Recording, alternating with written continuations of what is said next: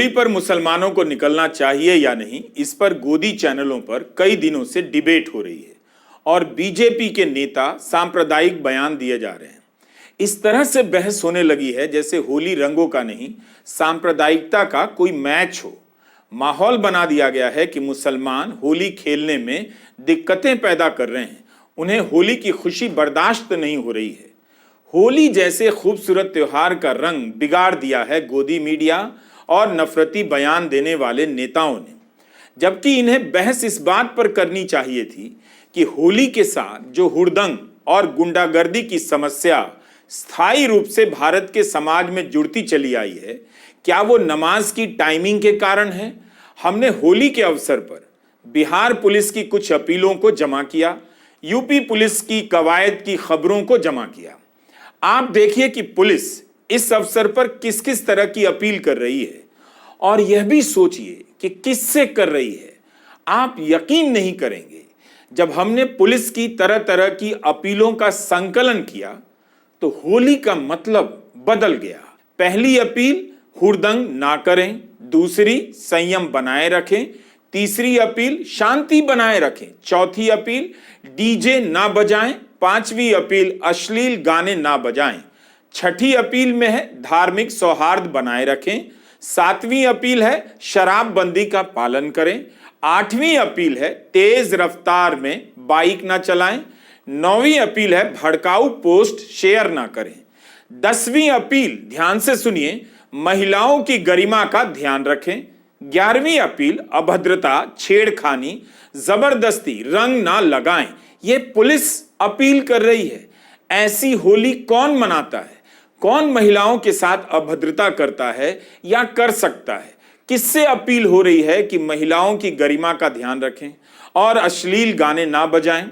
क्या ये अपील मुसलमानों से हो रही है? ज्यादातर अपील तो उन्हीं से हो रही है जो होली मनाते रहे हैं। इन अपीलों को ठीक से पढ़ लीजिए, पता चलेगा कि होली का रंग मुसलमानों से खराब नहीं हो रहा है। जो मनाते हैं वही होली के लिए संकट और चुनौती बन गए हैं।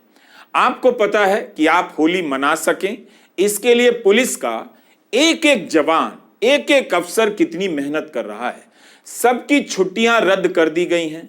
बिहार में पुलिस की छुट्टी 10 से 18 मार्च तक रद्द कर दी गई है। यूपी में 20 मार्च तक रद्द कर दी गई है। हमने अपने त्योहारों का क्या हाल कर दिया है। बिहार पुलिस ने हैशटैग बनाया है तैयार हम। ऐसा नहीं कि पुलिस अपनी होली मनाने के लिए तैयार हो गई है, बल्कि आप होली मना सकें, हम होली मना सकें, इसके लिए पुलिस कह रही है कि हम तैयार हो गए। कभी सोचिए कि पुलिस को क्यों कहना पड़ रहा है कि हम तैयार हैं और आप रंग खेलिए। हमने यूपी और बिहार के कुछ शहरों से वीडियो मंगाए हैं और अखबारों में छपी खबरों का अध्ययन किया है, उसी से यह रिपोर्ट तैयार की है। बिहार में पुलिस सभी जिलों में फ्लैग मार्च कर रही है। दंगा नियंत्रण फोर्स का मॉक ड्रिल चल रहा है, यूपी में भी चल रहा है। लाठी चार्ज से लेकर आंसू गैस चलाने की तैयारी की खबरें छप रही हैं। यह सब क्या है भाइयों? ऐसे आप होली मनाते हैं कि पुलिस को बम, बंदूक सब चलाने की तैयारी करनी पड़ रही है। गोपालगंज जिले में 245 मजिस्ट्रेट तैनात किए गए हैं। सुरक्षा बलों की तैनाती की गई है।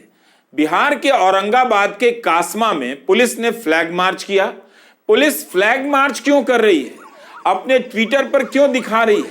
पुलिस को मार्च की जरूरत क्यों पड़ी?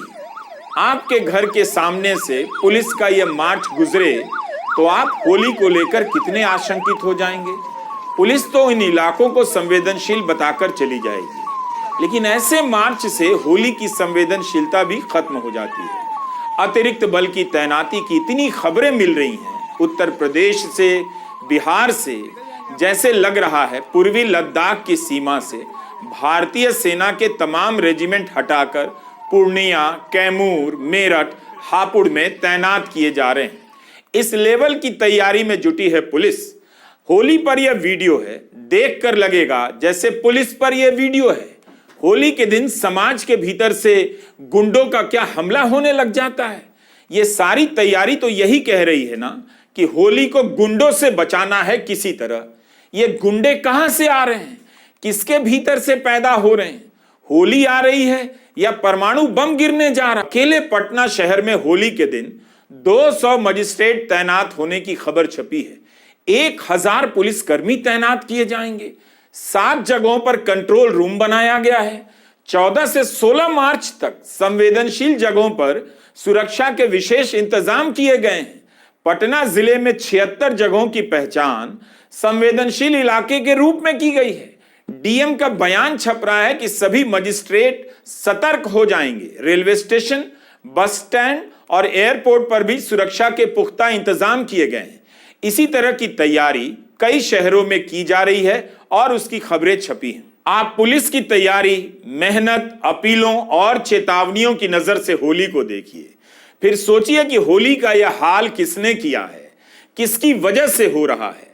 कौन लोग हैं जो होली में हुड़दंग कर रहे हैं और कौन लोग हैं जो इस पर बात ही नहीं कर रहे। बजाय इसके मुसलमान किए जा रहे हैं। कायदे से होली ऐसे मननी चाहिए थी कि कोई किसी से ना डरे, अपने पड़ोसी से ना डरे, अपने रिश्तेदार से ना डरे, अपने दोस्त से ना डरे और किसी अजनबी से भी ना डरे। कितना सुंदर त्योहार है ये, इसे तो देखने दुनिया को यहां आना चाहिए था। लेकिन कौन आए जब वो देखेगा कि यहां तो बहस चल रही है, नमाज कब होगी या नहीं होगी, मुसलमान तिरपाल पहनकर निकले या क्या पहनकर निकले। बीजेपी सत्ता में है, क्या उसके नेताओं को इतनी भी फिक्र है कि उनके बयानों से तनाव फैल रहा है। ऐसे ही तनावों पर नियंत्रण रखने, निगरानी रखने के लिए उनकी ही सरकार की पुलिस को दिन रात काम करना पड़ रहा है। अपनी होली छोड़ देनी पड़ती है। कोई अस्पताल में मुसलमानों के लिए अलग से वार्ड बनाने की बात कर रहा है तो कोई होली के दिन निकलने पर तिरपाल पहनकर आने का बयान दे रहा है कि रंग तो लगेगा, रंग से बचना है तो तिरपाल पहन लीजिए। कब नमाज हो, कब रंग खेला जाए, इसे लेकर तरह तरह के बयान आए दिन दिए जा रहे हैं। होली हो या ईद या नवरात्रि या रामनवमी, हर त्योहार को मुसलमान को चिढ़ाने और धमकाने के राजनीतिक अवसर में बदल दिया गया है। मस्जिदों के सामने डीजे लेकर नाचने का कार्यक्रम तो लगता है किसी विधि विधान में ही लिखा है कि जब तक यह नहीं होगा आपका त्योहार पूरा नहीं होगा। 100 साल से अधिक समय से ठीक यही काम हो रहा है, जुलूस लेकर मस्जिदों के सामने से गुजरने का। जो लोग जुम्मे का नाम लेकर मुसलमानों के खिलाफ टिप्पणी कर रहे हैं, होली में होने वाली बदमाशियों से आपका ध्यान हटा रहे हैं, उन्हें कम से कम अपने राज्य की पुलिस की अपीलों का ही अध्ययन कर लेना चाहिए। उन अपीलों में होली या कोई भी त्योहार का रंग दिख जाएगा। कौन बदमाशी करता है, किससे गुंडागर्दी का खतरा है, आपको यह भी समझ में आ जाएगा। बिहार के औरंगाबाद पुलिस की खबर हमें मिली कि डीजे संचालकों की सूची बनाई जा रही है ताकि डीजे बजाने पर कार्रवाई की जा सके। मुंगेर में आदेश दिया गया है कि डीजे बजाने पर प्रतिबंध रहेगा ही, किसी अन्य ध्वनि विस्तारक यंत्र से अश्लील गाना बजाने पर कार्रवाई की जाएगी। बांका के धुरैया थाना के सीओ श्रीनिवास सिंह ने कहा है कि डीजे पर पूर्ण पाबंदी है और फिर डीजे बजते मिलते हैं तो जब्त कर सीधे डीजे संचालक व डीजे बजवाने वाले पर एफआईआर दर्ज की जाएगी। खगड़िया के गोगरी में एसडीओ ने आदेश दिया है कि होली में डीजे पूर्ण रूपेण बंद रहेगा। यह सब छपा है। अगर कहीं भी डीजे से अश्लील गाना बजाते हुए पकड़ा गया तो डीजे जब्त कर कानूनी कार्रवाई की जाएगी।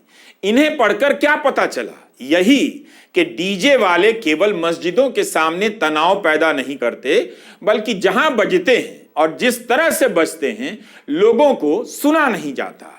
कब और कैसे डीजे इतना पावरफुल हो गया कि अब पुलिस को काबू करना पड़ रहा है? कौन बजाता है अश्लील गाना होली पर और गाता कौन है अश्लील गाना? तिरपाल पहनकर क्या मुसलमान गा रहा है? गोदी मीडिया के किसने बनाया? इस पर बहस क्यों नहीं है कि अश्लील गाने कब से होली की संस्कृति का हिस्सा हो गए? क्या हिंदू राष्ट्रवाद की राष्ट्रीयता के लिए यह भी जरूरी तत्व है? तो फिर इस पर बहस क्यों नहीं कि अश्लीलता ने भोजपुरी जैसी शानदार भाषा को कैसे जकड़ लिया है? मैं आपके लिए पढ़ देता हूं ताकि आपको पता चले कि होली के लिए चैलेंज नमाज पढ़ने वाले नहीं हैं। पुलिस का आदेश सुनकर लगेगा कि अश्लीलता का आक्रमण होने वाला है होली के दिन, और पुलिस के सभी जवान को इस होली को अश्लीलता से बचाना है। अश्लीलता कौन फैला रहा है, ये कौन बताएगा? भोजपुरी फिल्मों के गाने देखिए, भोजपुरी पर जो म्यूजिक वीडियो बने हैं वो देखिए।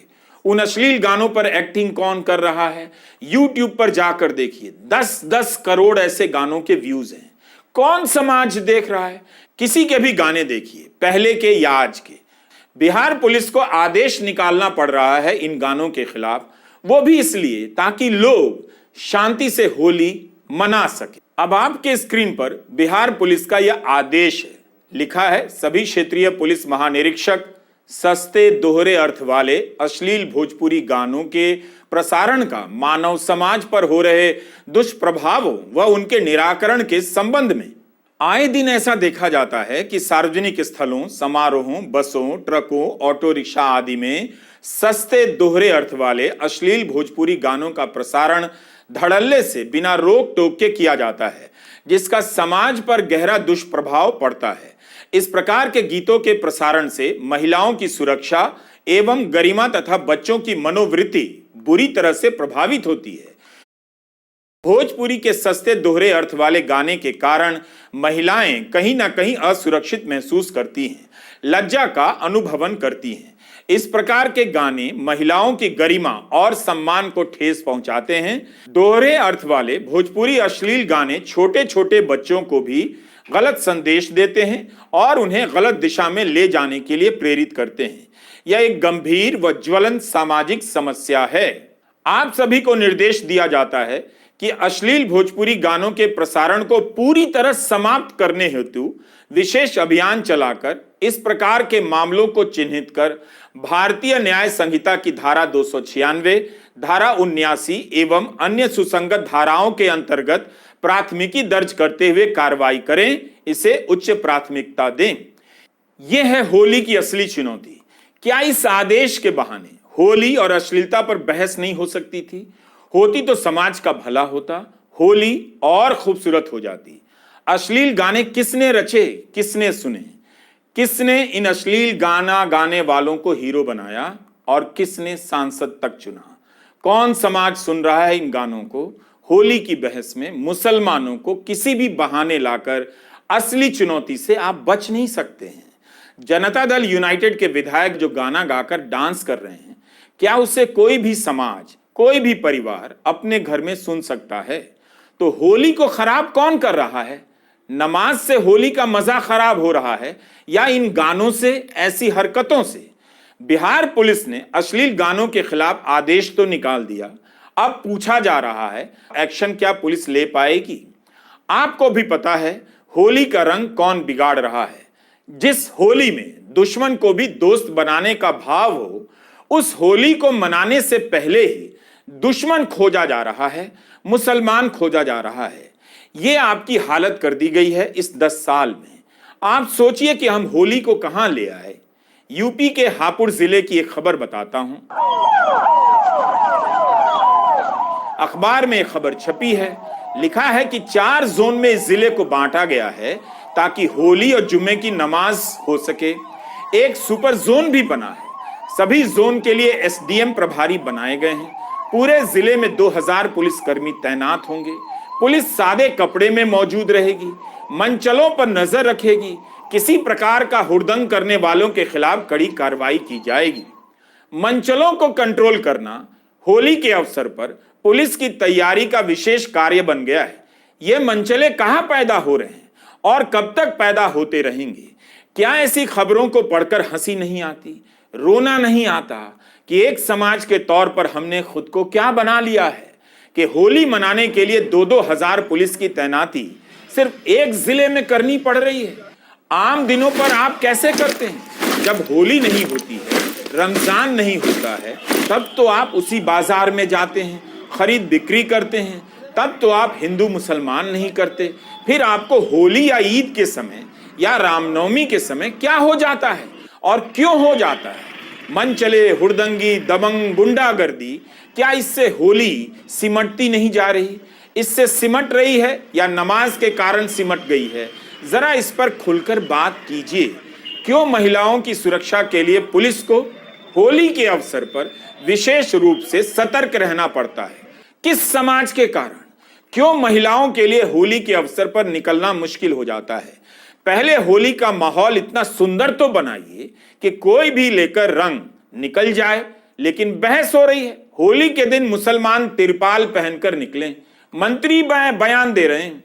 यह तो वही भाषा है जिस भाषा के डर से लड़कियां बाहर नहीं निकल पाती हैं। बिहार के औरंगाबाद पुलिस का ही यह पोस्टर देखिए। गब्बर पूछता है, अरे ओ सांभा, होली कब है होली?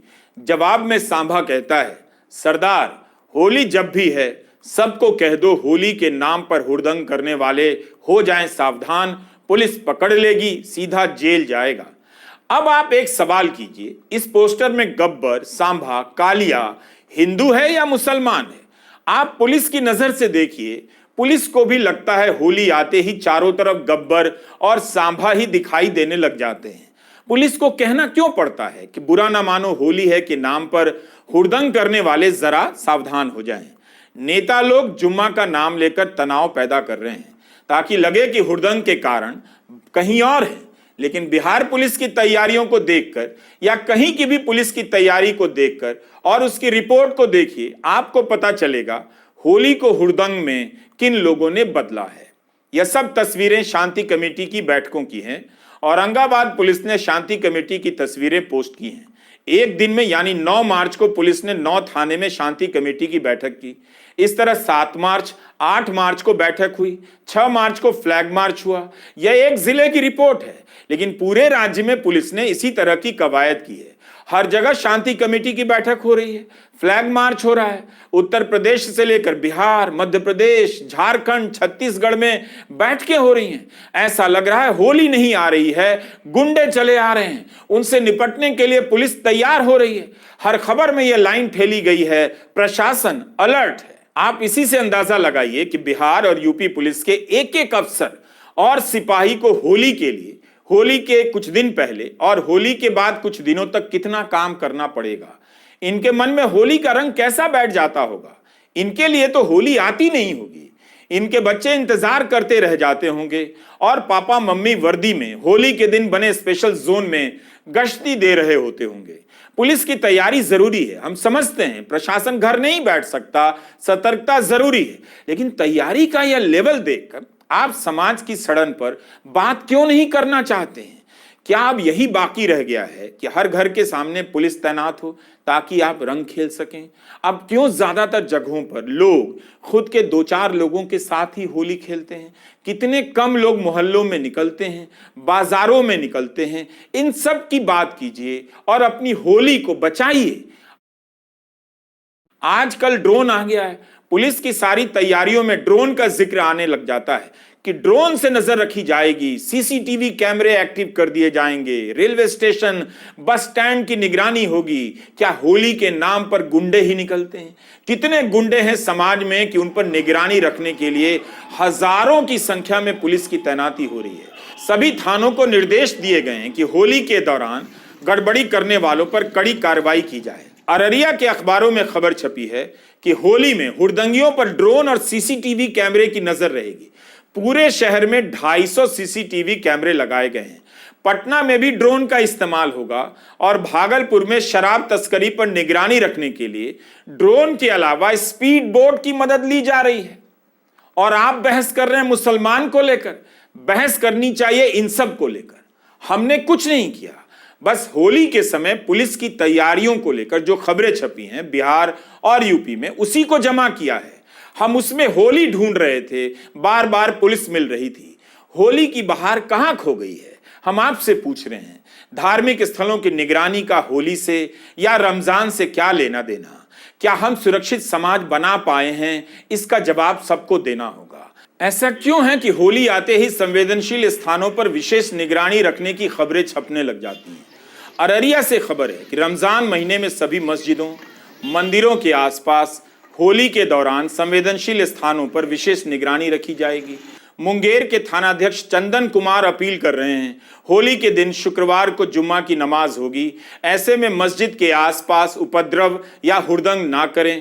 प्रभात खबर में पटना से रिपोर्ट छपी है कि रमजान महीने में सभी मस्जिदों और होली के दौरान संवेदनशील स्थानों पर विशेष निगरानी रखी जाएगी ताकि किसी भी अप्रिय घटना को रोका जा सके। प्रशासन का उद्देश्य है कि शांतिपूर्ण और सुरक्षित वातावरण में त्योहार मनाए जा सके ताकि सभी समुदायों के लोग बिना किसी भय के अपना त्योहार मना सकें। होली का उद्देश्य होली नहीं है, अब शांति है। होली का उद्देश्य अब होली नहीं है, गुंडागर्दी को काबू में करना है। यह हो गया है होली का उद्देश्य। क्या क्या खबरें छप रही हैं कि पुलिस मॉक ड्रिल कर रही है, दंगा नियंत्रण बल की ड्रिल हो रही है। ऐसा लग रहा है होली का दिन पुलिस की सालों की ट्रेनिंग की अंतिम परीक्षा का दिन है। सारे तकनीकी उपक्रम, पूरी फोर्स की मुस्तैदी सिर्फ यही सुनिश्चित करने में लगी है कि आप एक दूसरे पर रंग लगा सकें और शांति से नमाज पढ़ सकें। नफरत की राजनीति ने सारे त्योहारों के उल्लास को कमजोर कर दिया। हर त्योहार में नफरती नेता और गोदी मीडिया मुसलमान को ले आता है। इससे बचिए, होली सबकी है। इस तरह से मनाइए कि लोग अपने अपने घरों से निकलकर सड़कों पर आ जाएं, कोई किसी से असुरक्षित महसूस ना करे, डरे नहीं। पहले इतना तो हासिल कर लीजिए, करके दिखा दीजिए। अपने भीतर तरह तरह के डर मत बिठाइए, डराने वालों को नेता मत बनाइए। आप सभी को हमारी पूरी टीम की तरफ से होली की अनेक शुभकामनाएं। नमस्कार, मैं रवीश कुमार।